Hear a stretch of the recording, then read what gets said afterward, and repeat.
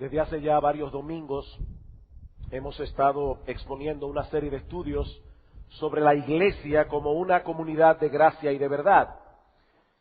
Como vimos en un sermón anterior, cuando usamos la palabra iglesia, no nos estamos refiriendo a un edificio, no nos estamos refiriendo a un conjunto de actividades religiosas, no nos estamos refiriendo siquiera a lo que sucede aquí los domingos en la mañana y en la tarde. La iglesia son personas que tienen una relación personal con Dios a través de la obra redentora de Cristo, personas que tienen una relación entre sí por el vínculo del Espíritu Santo. Y lo que quiero que veamos en esta mañana es el tipo de relación que los creyentes deben tener con la iglesia de la cual forman parte. Aunque este es un asunto que ya hemos tocado en algunos de los sermones anteriores, en el día de hoy nosotros queremos enfocarlo más ampliamente. Si pensamos en la iglesia como un gran círculo, nosotros diríamos que algunas personas que profesan ser creyentes se mantienen fuera del círculo. Esto no pertenecen a ninguna iglesia. Son agentes libres dentro de las filas del cristianismo. Por supuesto, yo aclaro, no me estoy refiriendo a una persona que se ha convertido, que tiene intenciones de formar parte de una iglesia local, pero por el procedimiento que esa iglesia lleva, como pasa en medio nuestro, todavía no es miembro. Aquí estamos hablando de una persona que profesa ser cristiana, no es miembro de ninguna iglesia y no tiene la menor intención de serlo. Estas personas están fuera del círculo. Otros sí pertenecen a la membresía de una iglesia local, pero sin estar completamente comprometido con ella. La iglesia no es una prioridad en su vida. De esto podemos decir que se mantienen en la periferia del círculo. Y por supuesto, están también aquellos que se encuentran inmersos en el centro mismo, manteniendo un compromiso apasionado con su iglesia local. Y ese es el título de mi mensaje en esta mañana. Comprometidos apasionadamente con la comunidad de gracia. Lo que yo quiero que veamos en esta mañana es la forma como se manifiesta este compromiso apasionado de los creyentes con la iglesia. Es posible que muchos aquí no puedan definir con precisión lo que significa estar apasionado con algo o estar apasionado con alguien. Pero yo estoy seguro que la mayoría de ustedes han experimentado esa pasión alguna vez. Y puede ser que muchos en el presente estén experimentando esa pasión. El diccionario de la Real Academia define el término pasión en el sentido que nosotros estamos dando a esa palabra en este sermón como inclinación o preferencia muy vivas de alguien a otra persona y también apetito o afición vehemente a algo. Fíjense, no se trata simplemente de un deseo.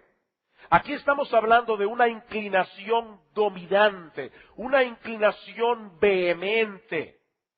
Algunos tienen ese tipo de relación o de pasión por los deportes, por ejemplo. Hay personas que son apasionados con los deportes.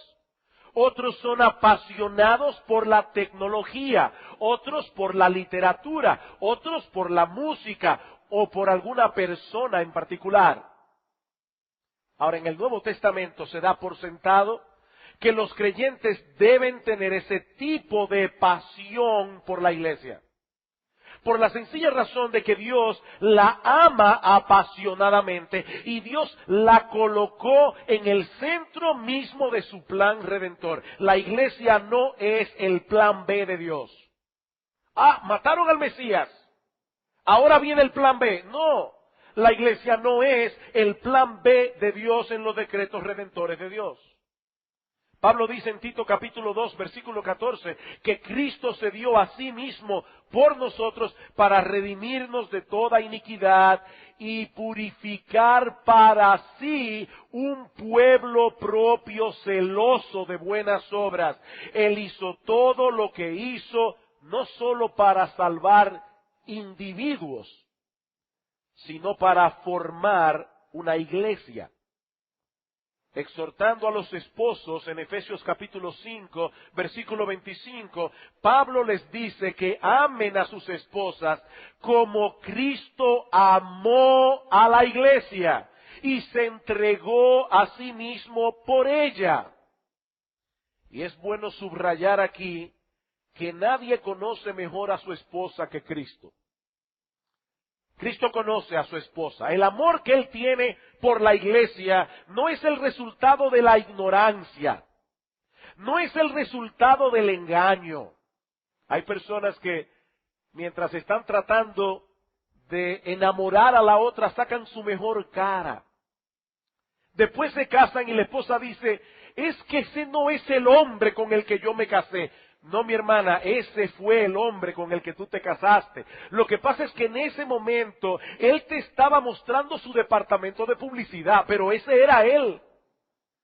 Bueno, lo que estoy diciendo, mis amados hermanos, es que el amor que Cristo tiene por la iglesia no es el resultado de la ignorancia, no es el resultado del engaño. Él conoce perfectamente las debilidades de la iglesia.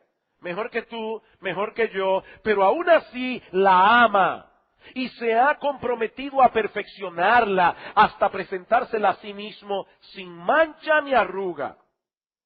Alguien decía que la única persona que tiene derecho a desheredar a la iglesia y olvidarse de ella es Cristo.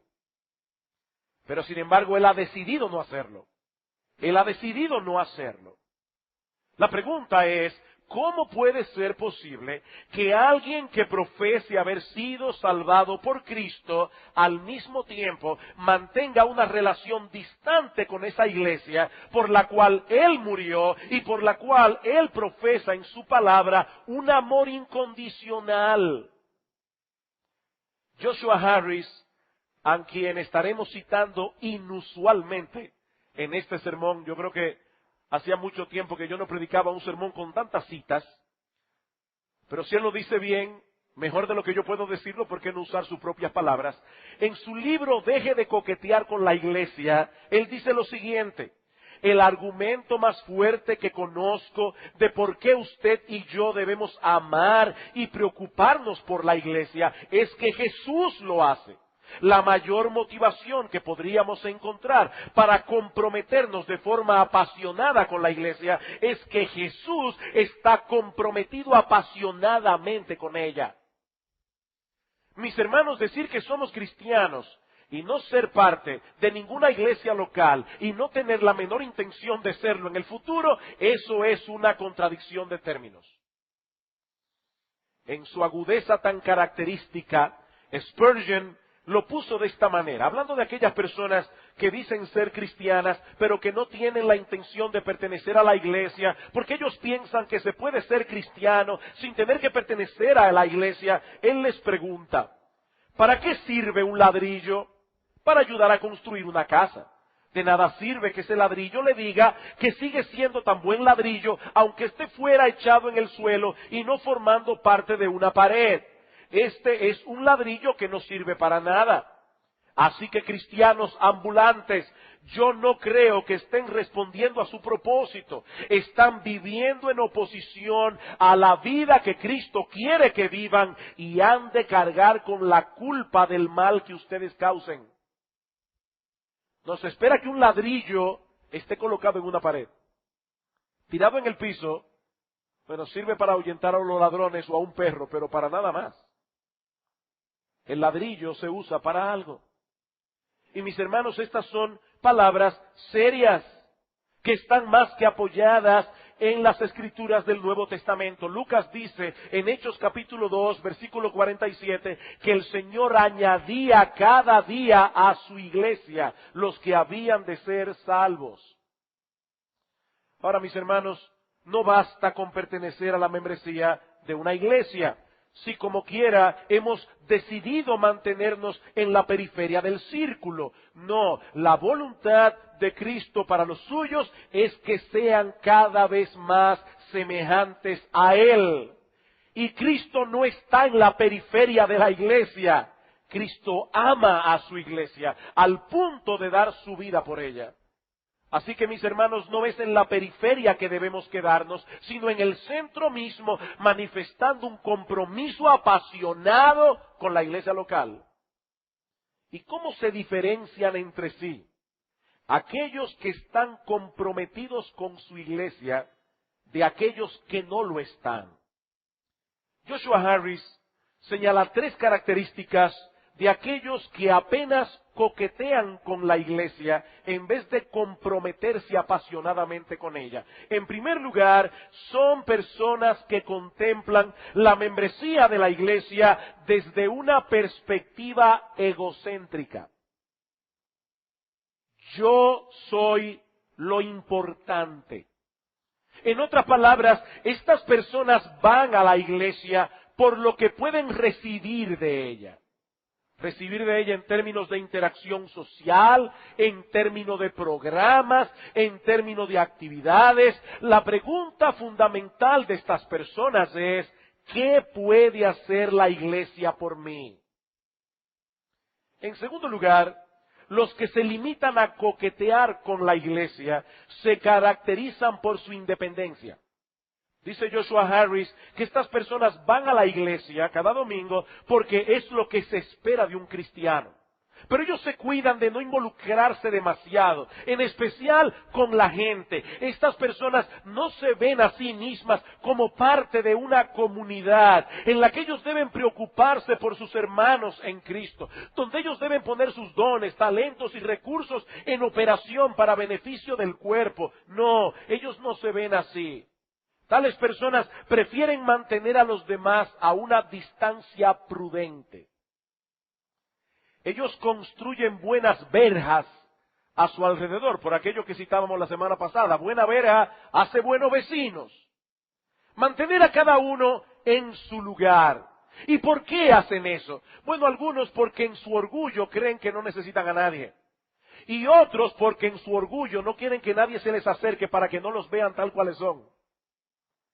Alguien decía que el hombre es el único ser que se ve más chiquito mientras más nos acercamos a ellos. Mientras más usted conoce a una persona, más claramente verá sus defectos. Entonces hay personas que prefieren mantener a los demás a distancia para que no vean cómo son ellos en realidad. Ahora, a final de cuentas, en ambos casos es orgullo. Una tercera característica de los que coquetean con la iglesia, según Joshua Harris, es que mantienen un espíritu crítico. Un espíritu crítico. Al no tener una alianza fuerte con la iglesia, psicológicamente estas personas se sitúan fuera de ella, como meros observadores. Y por supuesto no tardará mucho tiempo antes de que comiencen a darse cuenta de los puntos que parecen débiles en la iglesia. Dice Joshua Harris, tratamos la iglesia con la mentalidad del consumidor, buscando el mejor producto por el precio de nuestro domingo por la mañana. Ya yo estoy dando un precio, me tengo que levantar los domingos en la mañana para ir a la iglesia. Yo espero que me den un buen producto. Dice él, como resultado somos inconstantes y no nos involucramos a largo plazo como el amante inquieto que busca siempre algo mejor. Me llamó la atención esa frase. Hay personas que tienen una relación así con la iglesia, como el amante inquieto, que siempre busca algo mejor. Varias veces yo he tenido la oportunidad de entrevistar a jóvenes de nuestra iglesia que han nacido aquí, han crecido aquí y ahora aspiran a la membresía de la iglesia. Y yo siempre les pregunto, ¿por qué tú quieres ser miembro de esta iglesia? ¿Es simplemente porque es la iglesia donde naciste, es la iglesia de la que son miembros tus padres, o tienes tú convicciones personales con respecto a la iglesia? Porque hay algunos jóvenes que crecen en una iglesia y siempre piensan, ¿qué habrá del otro lado? ¿Habrá algún otro lugar que sea mejor que este? Eso es natural. Ahora déjenme decirles, jóvenes, que hay muchas decisiones en la vida que no se pueden tomar haciendo una investigación de varias cosas a la vez. Por ejemplo, imagínese un joven que se acaba de graduar del bachillerato, no sabe qué carrera estudiar, así que él se propone el siguiente plan de acción. Yo voy a estudiar primero ingeniería, luego voy a estudiar derecho, luego voy a estudiar arquitectura y finalmente voy a estudiar medicina, porque así yo voy a ver con cuál de las carreras me quedo. No, usualmente usted escoge una carrera. Puede ser que en el camino se haya equivocado y cambie, pero yo no me imagino una persona tomando 4 carreras para decidir con cuál se queda a final de cuentas. O usted se imagina una persona que dice, mira, eso de casarse con una sola mujer es un riesgo muy alto. ¿Tú sabes cuántas mujeres andan por ahí? Y tal vez yo me las estoy perdiendo. Yo lo que voy a hacer es que me voy a casar con 15, 1 año con cada una. Y al final voy a decidir con cuál me quedo. ¡No! Uno conoce una muchacha, uno examina esa muchacha, uno trata de ver cómo es y entonces toma una decisión. Lo mismo ocurre con la iglesia. Yo no tengo que conocer 50 iglesias antes de tomar una. Yo tengo que conocer la que estoy escogiendo. Si predica la palabra de Dios, si sus pastores tratan de vivir conforme a la luz de la palabra y un montón de principios que veremos en un sermón posterior. Cómo escoger una iglesia. Y también a veces cómo dejar una iglesia. Hay principios para todo esto. Hermanos, cuidados, no seamos como estos amantes inquietos que siempre buscan algo mejor. Ese no es el tipo de relación que Cristo quiere que mantengamos con la iglesia. Él está apasionadamente comprometido con la iglesia. Y esto es lo que Él quiere ver en cada uno de los suyos. Por supuesto, este tipo de compromiso genera muchas veces problemas. Ahora, ¿saben qué? Es precisamente en el contexto de esos problemas que se prueba la genuinidad de nuestra fe. Y más aún, es precisamente en el contexto de esos problemas que nosotros crecemos en gracia, que nosotros crecemos en nuestra vida espiritual. El pastor Mark Dever dice con respecto a esto, ¿quieres saber si tu nueva vida es real? Comprométete con un grupo local de pecadores salvados. Intenta amarlos. No lo hagas solo durante 3 semanas, ni durante 6 meses. Hágalo durante años y años y creo que descubrirá, como también otros, si tú amas a Dios o no. Comprométete a amar a un grupo de pecadores salvados. No por 2 semanas, no por 6 meses. Por años y años. Sigue diciendo Mark Dever, unirse a una iglesia local no lo salvará, es solamente la muerte de Cristo la que salva, Él solo y nadie más es nuestra justicia, pero si Él es en realidad nuestra justicia, si en verdad amamos a aquel a quien no hemos visto, esto se mostrará cuando amemos a aquellos a quienes sí vemos. El que no ama a su hermano a quien ha visto, dice Juan, ¿cómo amará a Dios a quien no ha visto? ¿Saben que muchas personas piensan que 1 Corintios 13 es uno de los pasajes más sublimes del Nuevo Testamento? Y tienen razón. El problema es que muchas personas, cuando piensan en la palabra sublime, piensan en un poema tan lindo. No, 1 Corintios 13 está muy lejos de ser simplemente un lindo poema sobre el amor. Yo pienso que pocos pasajes son tan demandantes en la Biblia como 1 Corintios 13. Si hay algo que Pablo nos enseña allí, es que el amor es difícil. Si hay algo que Pablo nos enseña en 1 Corintios 13, es que el amor crece en el contexto de problemas. Pablo comienza diciendo, el amor es sufrido. ¿Qué significa eso? Que el amor tiene la capacidad de aguante. Ofensas, malos entendidos, problemas. El amor es sufrido. Pero luego dice, el amor es benigno. Interesante. No se queda simplemente en decir, el amor es capaz de sufrir problemas. No, el amor es capaz de hacerle bien a ese que te da problemas. El amor no se queda simplemente en la pasividad de no me voy a vengar. No, el que se queda solamente en ese renglón del amor está actuando como un maniquí. ¿Se han puesto a pensar en eso? Un maniquí no puede hacerle daño a nadie. ¿Alguna vez un maniquí te ha dado una bofetada? ¿Alguna vez un maniquí ha chismeado acerca de ti? No, pero el maniquí no ama. Porque él no hace ningún mal, pero tampoco hace ningún bien. Y lo que Pablo nos dice en 1 Corintios capítulo 13 es que el amor no se limita simplemente a no hacer mal al que nos hace mal, sino más bien a hacerle bien al que nos hace mal. El amor es sufrido, el amor es benigno, el amor no es jactancioso, el amor no busca lo suyo, el amor no se irrita, el amor no guarda rencor, es decir, el amor no lleva una lista de contabilidad. ¿Es fácil amar? Por supuesto que no. Por supuesto que no. Y sin embargo, aún así sigue siendo verdad que la felicidad de un individuo es directamente proporcional a su capacidad de amar. A pesar de las dificultades, a pesar de los inconvenientes, voy a repetir eso otra vez, la felicidad de un individuo es proporcional a su capacidad de amar a otros.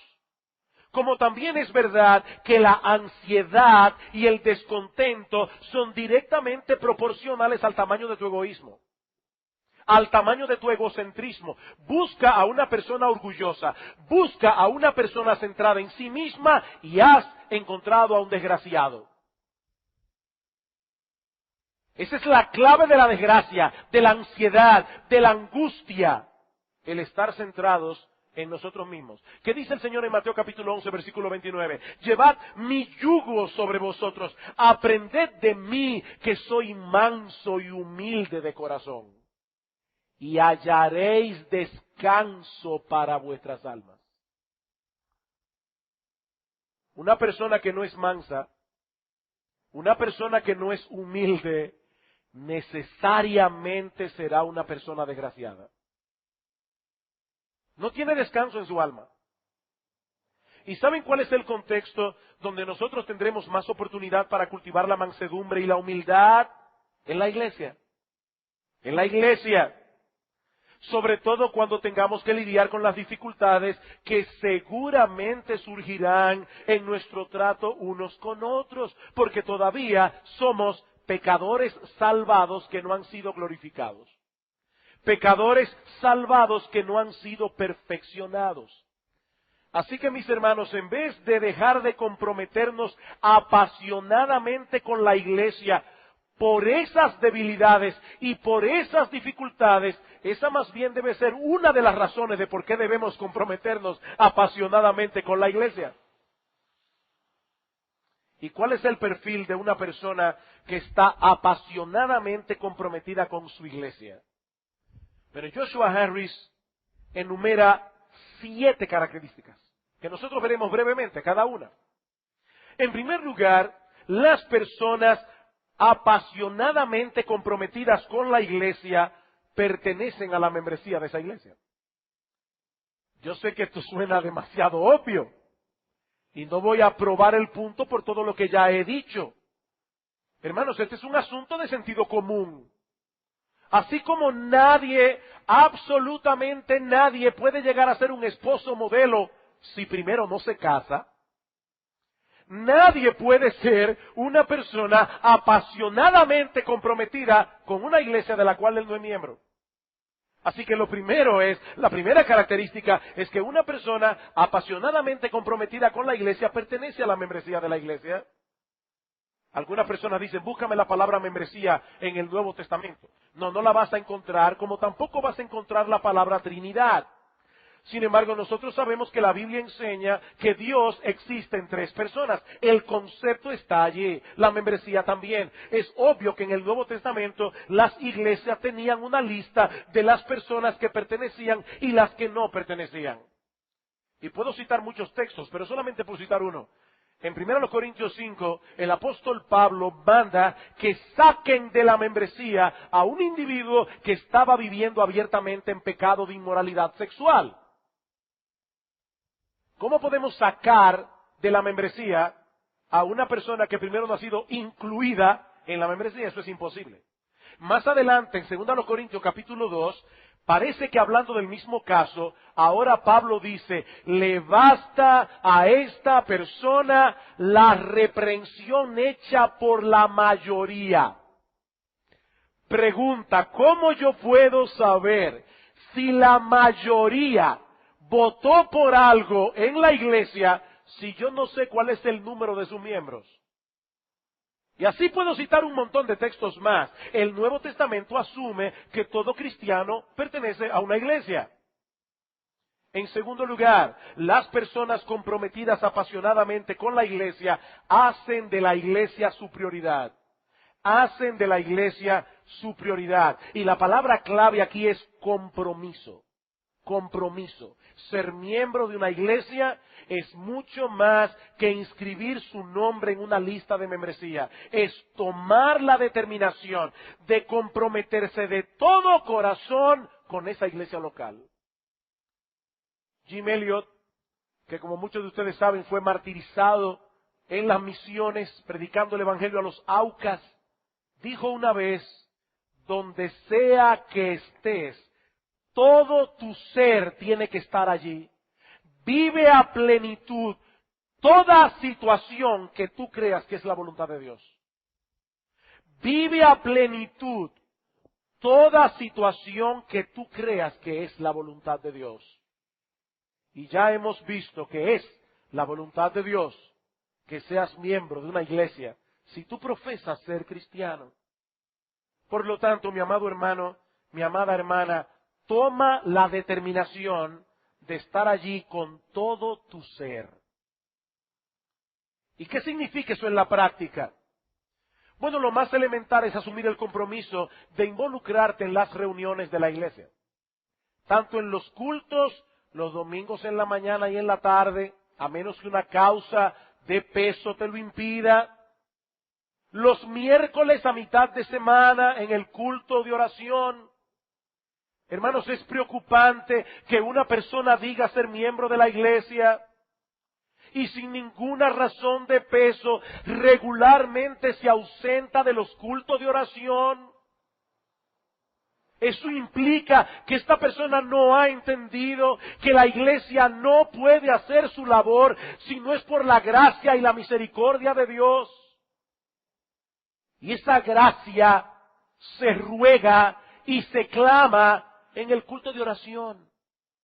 Mis hermanos, es en el culto de oración donde se gana o se pierde esta batalla. Como es en el culto de oración donde uno se entera si nuestros hermanos en la fe están padeciendo algún tipo de problema. Pero no solamente los domingos en la mañana y en la tarde, no solamente los miércoles a mitad de semana.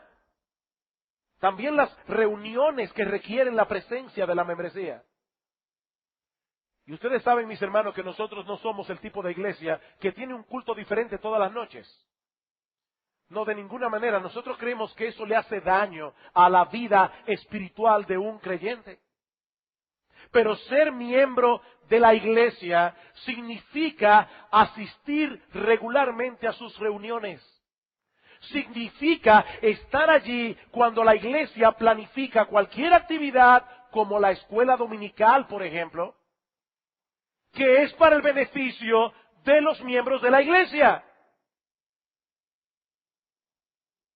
Una persona que dice ser miembro de la iglesia, pero regularmente se ausenta de sus reuniones, no solo ha comenzado a transitar por el peligroso camino que lleva a la apostasía, como vimos la semana pasada, recuerden Hebreos capítulo 10, no dejando de congregarnos como algunos tienen por costumbre, y lo dice en el contexto de la apostasía, sino que también esta persona está enviando una señal confusa, tanto a los otros miembros de la iglesia, como a los inconversos que están fuera. Ven acá, esta persona está o no está.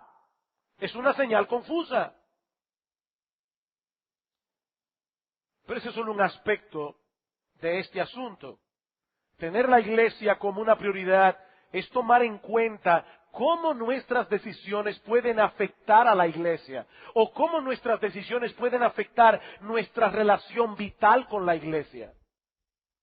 Decíamos esta mañana en la escuela dominical precisamente, a un individuo se le presenta la posibilidad de un trabajo. Él tiene trabajo donde vive. Y con ese trabajo puede mantener a su familia de una manera decente. Pero ahora se le ofrece un trabajo en otro lugar, donde no hay ninguna iglesia a 500 kilómetros a la redonda. No va a poder involucrarse con una iglesia local. Tener la iglesia como prioridad es tomar una decisión no en base al sueldo que va a ganar en el otro trabajo, sino en base a la vida espiritual suya, que dejará de ser cuidada como debe ser cuidada, porque perderá un contacto vital con la iglesia. Eso es tener la iglesia como una prioridad. Ahora, antes de pasar al próximo punto, es importante que yo haga aquí una aclaración. Recuerden, hermanos, que cuando hablamos de tener la iglesia como una prioridad, debemos tener en cuenta que la iglesia no es lo que sucede aquí los domingos. Yo voy a repetir eso una y otra vez, porque es sumamente importante. Esto no es únicamente la iglesia. Mis hermanos, nosotros somos iglesia las 24 horas de los 7 días de la semana. Tener la iglesia como prioridad no significa necesariamente vivir de actividad eclesiástica en actividad eclesiástica en actividad eclesiástica. No es de eso que yo estoy hablando. No, de ninguna manera. Ahora, cuando un hermano se está mudando y nosotros decidimos darle una mano, aunque eso signifique sacrificar mi tiempo personal de recreación, mi tiempo personal de descanso, eso es tener la iglesia como una prioridad. Ahora, yo me voy más lejos. Cuando dedicamos tiempo a nuestra familia, teniendo en mente que una familia fuerte y piadosa fortalece a su vez el testimonio de la iglesia y a la iglesia misma, eso es también tener la iglesia como una prioridad. Mis hermanos, Cristo dice que nosotros debemos tener el reino de Dios como nuestra prioridad número ¿cuál? Número 1. Buscad primeramente el reino de Dios y su justicia, y todo lo demás les será dado por añadidura. ¿Y de qué añadidura es que está hablando el Señor allí? ¿De un Lexus del año? ¿De una mansión? ¿De qué está hablando el Señor? ¿Cuál es la añadidura? La comida, la bebida, el vestido. Cristo dice, busquen primero que aún esas cosas que llamamos necesarias, busquen primero el reino de Dios y su justicia.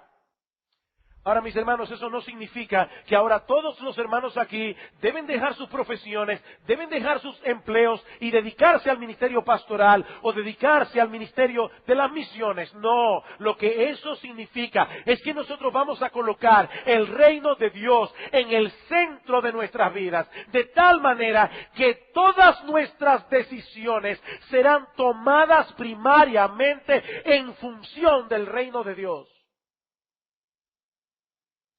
Óyeme, mi hermano, cada decisión que tú vas a hacer no es cómo me beneficia a mí, ni mucho menos cómo me perjudica a mí, porque hay decisiones que nosotros debemos tomar por el reino de Dios que nos van a perjudicar. La pregunta primaria es, ¿cómo se relaciona eso con el reino de Dios? Y en base a eso tomaré mi decisión. Con respecto a mi vida familiar, con respecto a mi vida laboral, con respecto al uso de mi tiempo, con respecto al uso de mi dinero, debemos hacer todo lo que esté a nuestro alcance para que nada, absolutamente nada, compita con esa prioridad. En tercer lugar, las personas comprometidas apasionadamente con la iglesia tratan, dice Joshua Harris, que sus pastores hagan su trabajo con gozo. Dice Joshua Harris, los cristianos a menudo oramos por buenos líderes, pero también debiéramos pedir a Dios que nos ayude a ser buenos seguidores. Sabía que Dios nos dice que mantengamos en mente nuestro propio interés al ser el tipo de seguidores a los que da gozo liderear. Es por tu propio interés. ¿Qué dice Hebreos capítulo 13, versículo 17? Someteos a vuestros pastores, obedeced a vuestros pastores, porque ellos darán cuenta por vuestras almas, para que lo hagan con gozo, no quejándose, porque eso no les es provechoso. ¿A quiénes? ¿A los pastores o a la iglesia? A la iglesia. Pablo dice, hermanos, eso a ustedes. Bueno, Pablo, quien haya escrito la carta a los hebreos, eso a ustedes no les es provechoso. Y sí, este texto pone una carga impresionante sobre los pastores de la iglesia, porque nos recuerda que nosotros tenemos que darle cuenta a Dios por nuestro ministerio pastoral. Pero hermano, también pone una carga impresionante sobre los miembros de la iglesia. ¿Cuál es la carga? Ser el tipo de oveja que hace que los pastores disfruten su labor pastoral. ¿Y cómo podemos hacer eso? Bueno, de muchas maneras, pero voy a decir brevemente tres. En primer lugar, poniendo suma atención a la palabra de Dios predicada por los pastores, aceptarla, amarla y obedecerla. No la palabra de los pastores, la palabra de Dios. ¿Qué dice el apóstol Juan en su tercera carta, en el versículo 4? Dice, no tengo mayor gozo que este, que saber que mis hijos andan en la verdad. Esta semana tuve muchas visitas pastorales y de una manera curiosa, varias de las visitas pastorales y de las citas pastorales me mostraron hermanos que están caminando mejor. Y ustedes no se imaginan el gozo y la alegría que da a un pastor cuando ve a los miembros de la iglesia aplicando la palabra de Dios que les fue predicada. De verdad, mis hermanos, no tenemos mayor gozo que ese, que ver a nuestros hijos andando en la verdad. En segundo lugar, orando por vuestros pastores. Orando por vuestros pastores. Miren, mis hermanos, lo he dicho una vez, 1000 veces, y probablemente lo repita 10,000 veces más, a menos que el Señor nos vuelva a buscar antes. Nunca, nunca, nunca lleguen a confiar tanto en la capacidad de sus pastores que dejen de orar por ellos. Porque vuestros pastores nada son. Dice el apóstol Pablo, si alguna competencia tenemos en nuestro ministerio, esa competencia viene de Dios. Y me llama la atención ver a un hombre como Pablo, rogando en casi todas sus epístolas, oren por mí, oren por mí, oren por mí. Hermanos, por favor, oren por nosotros. Oren por nosotros. Da gozo a los pastores saber que su iglesia los está sosteniendo en oración. En tercer lugar, negarse a escuchar chismes en contra de los pastores y, por supuesto, traspasarlo a otros. El apóstol Pablo sabía que estar en el liderazgo era un riesgo. Y por eso dice en 1 Timoteo capítulo 5, versículo 19, contra un anciano, contra un pastor, no admitas acusación. A no ser que hayan 2 o 3 testigos. Es muy fácil chismear contra un líder de la iglesia. Y mis hermanos, querrámoslo o no, al hacerlo, estamos haciéndole un gran favor al diablo. Porque estamos levantando una pared entre la persona que escucha el chisme y el pastor. Y de alguna manera, el ministerio pastoral de ese hombre, su predicación se va a ver minada en el corazón de ese hermano que ha oído un chisme, un rumor, que no ha sido confirmado en boca de 2 o 3 testigos. En cuarto lugar, las personas comprometidas apasionadamente con la iglesia asumen responsabilidades de servicio. Las personas comprometidas apasionadamente con la iglesia asumen responsabilidades de servicio. Y una de las mejores definiciones que he encontrado del servicio es esta. Servir es dar de sí mismo su energía, su tiempo, sus dones para algo aparte de usted mismo. Voy a repetirlo otra vez. Servir es dar de sí mismo tu energía, tu tiempo, tus dones para algo aparte de ti mismo. Primera de Pedro, capítulo 4, versículo 10.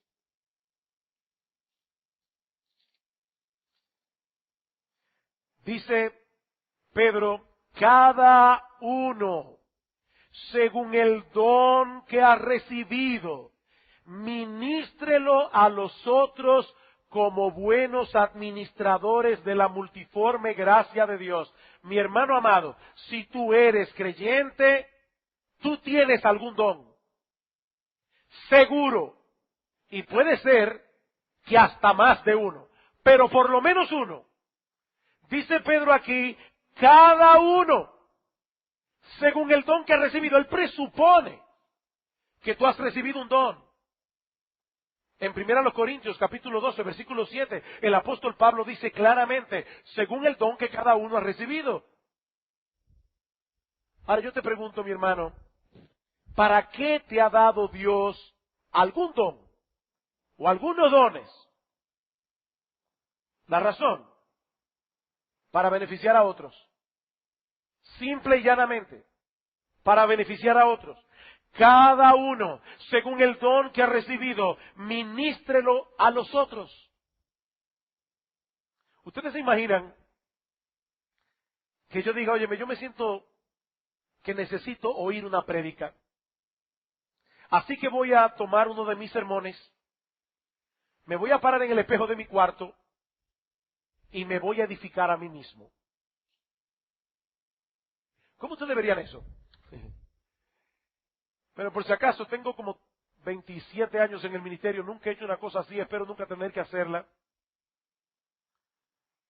Hermanos, los dones no nos fueron dados para nuestro beneficio.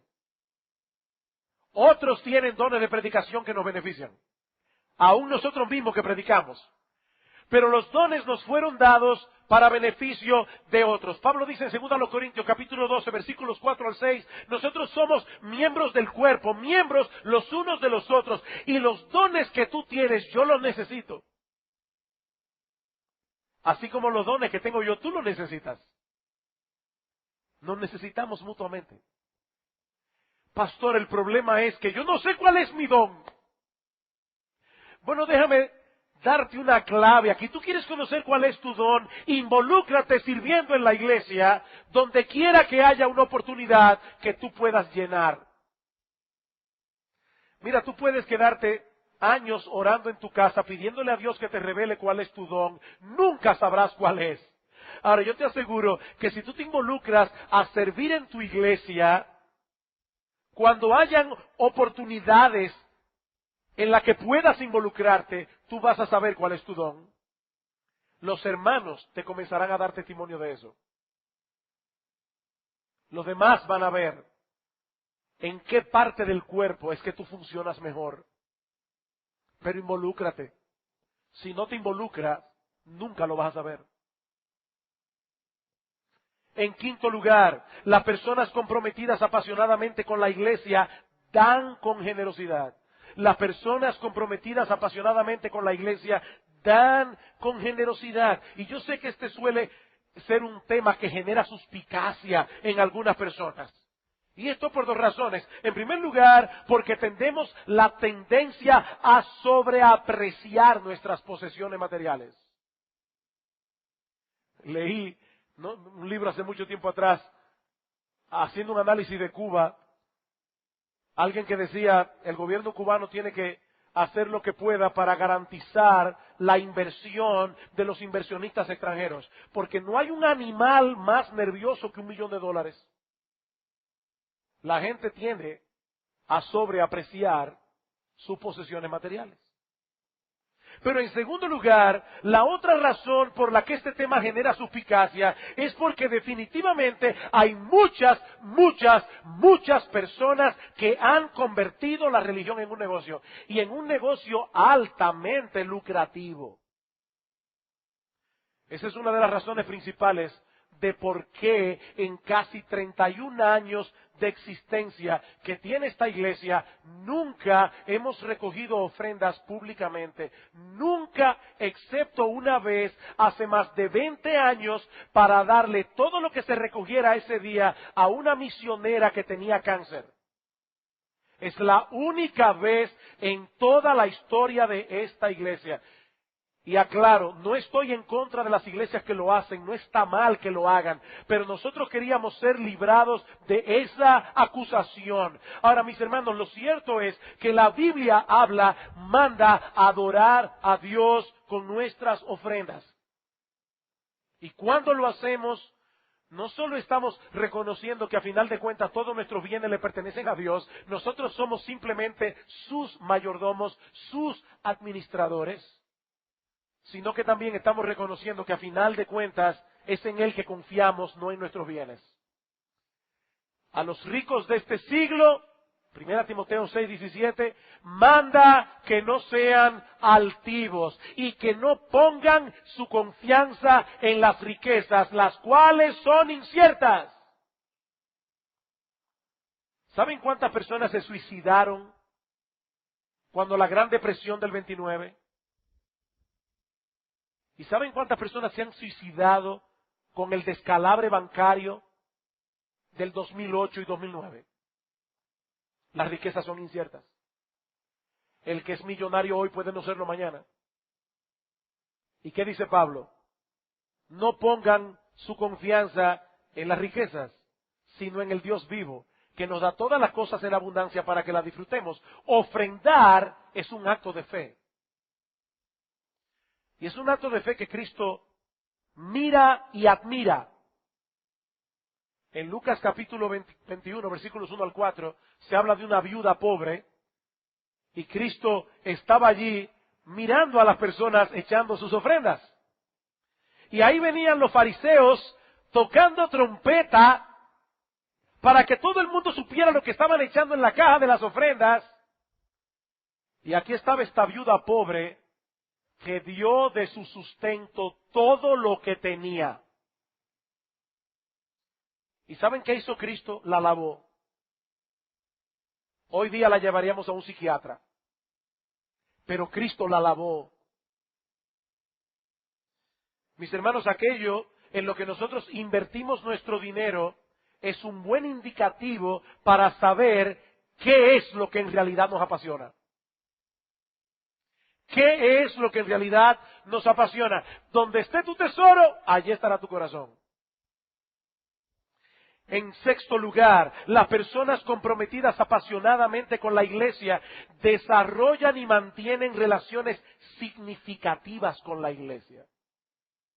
Y cuando hablamos de relaciones significativas, nos referimos al cumplimiento de todos los deberes unos con otros que encontramos en el Nuevo Testamento y que mencionamos en un sermón anterior. Orad unos por otros, servid unos a otros, amonestaos unos a otros, alentaos unos a otros, preferíos unos a otros, etcétera, etcétera. En palabras más sencillas, nos estamos refiriendo a la experiencia de la verdadera comunión cristiana con nuestros hermanos en la fe. ¿Qué es comunión? Compartir lo que tenemos en común, espiritualmente hablando. ¿Y qué tenemos en común? A Dios y su palabra. Eso es comunión. De paso, hermanos, es lícito tener amigos en la iglesia. Hay personas que desde que ven a alguien siendo amigo de otro, grupismo. No, eso no es grupismo. Cristo no tenía grupitos, pero Cristo era más amigo de Juan, de Pedro y de Santiago que de los demás apóstoles. Se puede tener amigos en la iglesia, es saludable tener amigos en la iglesia. Ahora, mis hermanos, la comunión debe extenderse lo más posible hacia la membresía de toda la iglesia. Mi deber es unos con otros, no es solo con mi grupo, no es solo con mis amigos, es con los hermanos de la iglesia. Y aquí Joshua Harris da un consejo muy pertinente. Dice él, al extenderse hacia los demás, no se limite solo a las personas que se parecen a usted. La belleza de la iglesia local es la oportunidad que tenemos de acercarnos a personas con culturas y trayectorias diferentes por completo. Así que si es usted soltero, desarrolla amistad con matrimonios y familias. Si es una persona mayor, busque la oportunidad de hacer amistad con personas más jóvenes y viceversa. No permita que la edad, la raza o ningún otro factor lo distancien de los demás hermanos y hermanas en Cristo. Y finalmente, las personas comprometidas apasionadamente con la iglesia expresan su pasión. ¿Se han dado cuenta que la gente apasionada le gusta hablar de lo que le apasiona? Es imposible tener una pasión y no hablar de eso. Si es pasión por el tenis, mire, usted puede acercarse a dos personas apasionadas con el tenis y seguramente van a estar hablando de Wimbledon y de la victoria de Federer, porque les gusta, les apasiona eso. Nosotros hablamos de lo que nos apasiona. Bueno, las personas apasionadamente comprometidas con la iglesia quieren que otros experimenten esa misma pasión. Una persona apasionada con su iglesia va a buscar a los que están fuera, a los que no conocen al Señor, a los que no saben cuán glorioso es ser cristiano, para ayudarlos y para convencerlos, para que vengan ellos también a disfrutar de la vida en abundancia que Cristo vino a traer. Pero de la misma manera, una persona apasionada con su iglesia va a buscar también a aquellos creyentes que se mantienen a distancia y van a tratar de moverlos a tener una perspectiva nueva de la iglesia que los lleve a comprometerse apasionadamente con ella como ellos lo están. Un individuo comprometido apasionadamente con la iglesia no desanima a los demás con respecto a la iglesia. Hay personas que son expertos en desanimar a los creyentes con respecto a la iglesia. Son expertos. Usted habla con ellos 10 minutos y ya cree que el mundo se está cayendo. No, mis amados hermanos. Una persona apasionadamente comprometida con la iglesia contagia a los demás con el deseo de involucrarse en la iglesia y de ser parte de la solución de sus problemas. Y ahora yo pregunto a los creyentes que están aquí hoy. Mi hermano, con sinceridad y honestidad, ¿a cuál de estos dos grupos perteneces tú? ¿A los que están coqueteando con la iglesia? ¿O a los que están apasionadamente comprometidos con ella? ¿A qué grupo perteneces tú? Mira, mi hermano, la iglesia es uno de los instrumentos primordiales que Dios nos ha dado para nuestro crecimiento en gracia. Y es el principal testimonio que Dios tiene en el mundo. La iglesia, sí, cada creyente debe dar testimonio individualmente. Pero a final de cuentas, el mundo conocerá que sois mis discípulos cuando os améis unos a otros. Padre, yo te ruego que ellos sean uno como yo, oh Padre, en ti y tú en mí, para que el mundo crea que tú me enviaste.